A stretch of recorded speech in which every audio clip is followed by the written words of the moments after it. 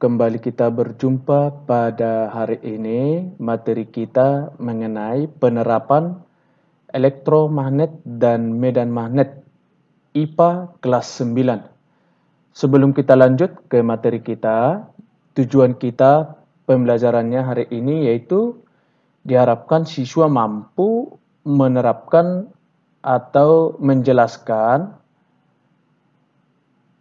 penerapan medan magnet dalam kehidupan sehari-hari dan menjelaskan medan magnet. Oke, langsung saja. Yang pertama, penerapan elektromagnet dalam kehidupan sehari-hari.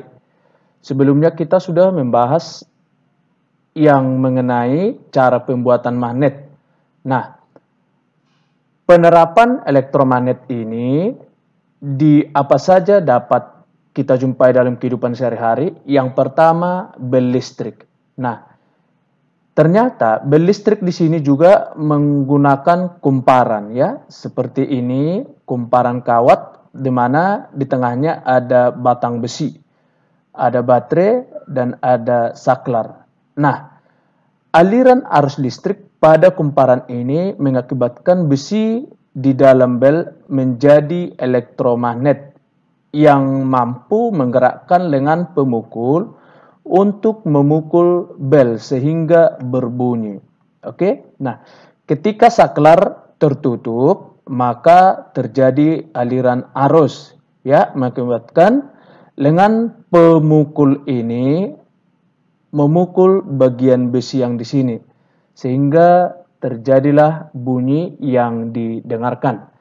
Yang kedua yaitu mengenai saklar ya, yang kita tahu berfungsi untuk menghubungkan atau memutuskan arus pada rangkaian listrik. Nah, lilitan kawat dalam saklar ini berfungsi sebagai elektromagnet yang menarik ujung besi ke bawah ya.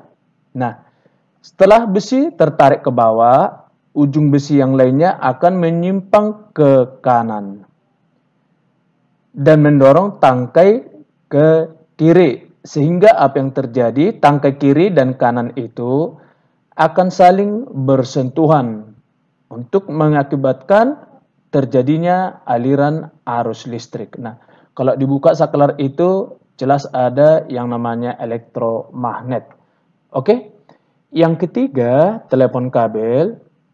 Nah, telepon kabel juga ternyata menggunakan lilitan atau elektromagnet di mana seseorang akan menerima pesan atau mendengar atau sekaligus mengirim pesan berbicara saat menggunakan telepon.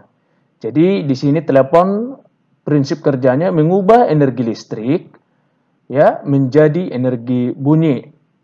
Nah, pada saat ada pembicaraan, energi listrik ini mengalir pada kabel telepon, ya, yang mengakibatkan terjadinya efek elektromagnet yang kekuatannya berubah-ubah, sehingga mampu menggetarkan diafragma besi lentur, ya, besi lentur pada speaker telepon. Nah, getaran inilah yang akhirnya menggetarkan udara di sekitar dan memberikan efek dengar pada telinga.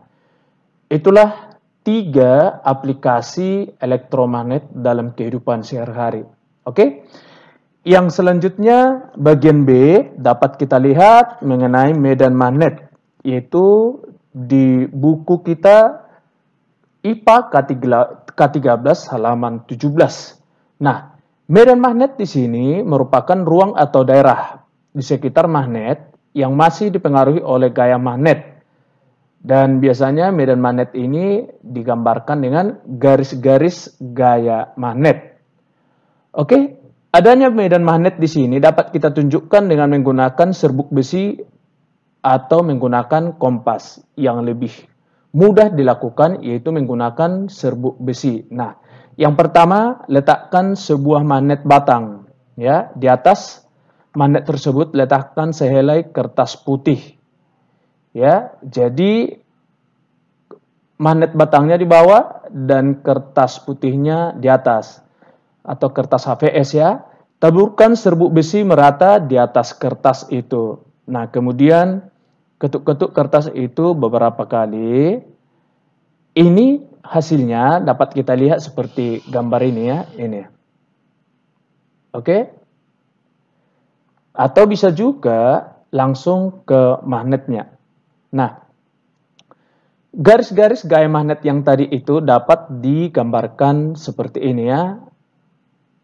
Utara, selatan ya. Seperti inilah modelnya garis-garis gaya magnetnya.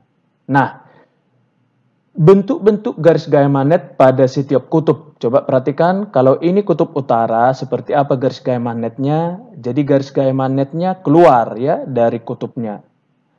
Sedangkan yang selatan menuju kutub atau masuk.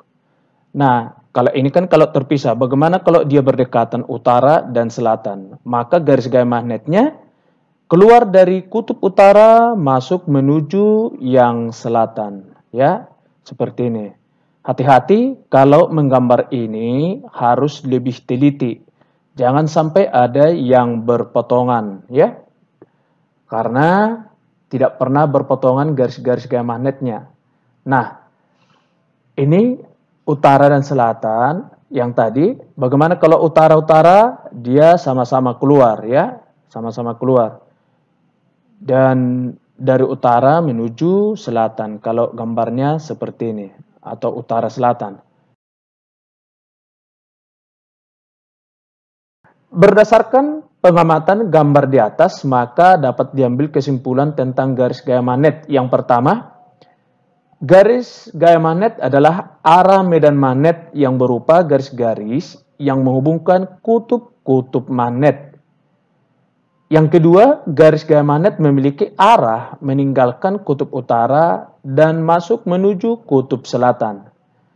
Yang ketiga, garis gaya magnet tidak pernah berpotongan. Yang keempat, tempat di mana garis gayanya rapat maka menunjukkan bahwa medan magnetnya juga kuat. Dan begitu juga sebaliknya, di mana dia tidak rapat berarti medan magnetnya kurang ya pada bagian itu. Oke, itu yang menjadi kesimpulan tentang garis gaya magnet atau mengenai medan magnet. Oke, sampai di situ pertemuan kita hari ini.